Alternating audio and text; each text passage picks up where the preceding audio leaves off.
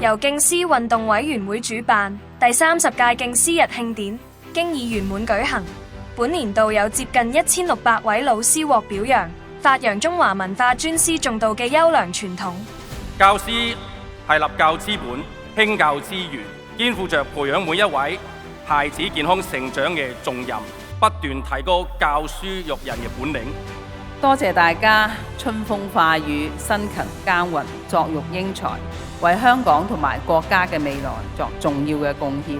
作為特殊學校教師嘅我，深信教育不只係傳授知識，更加係用愛心同耐心去陪伴學生成長，幫助佢哋發揮潛能，喺學習嘅成長路上綻放屬於自己嘅光芒。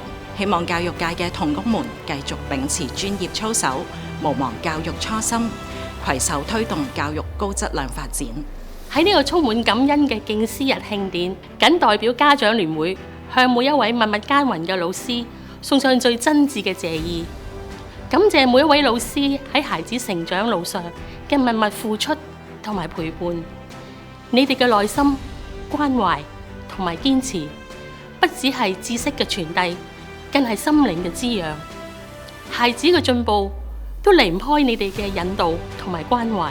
教師係學子人生路上嘅明燈，以智慧同關懷引領我們前進。感謝敬師運動30年嚟弘揚尊師重道嘅精神，讓教育嘅力量溫暖每一顆心靈。你哋嘅奉獻好似春風化雨，滋養一代又一代學子茁壯成長。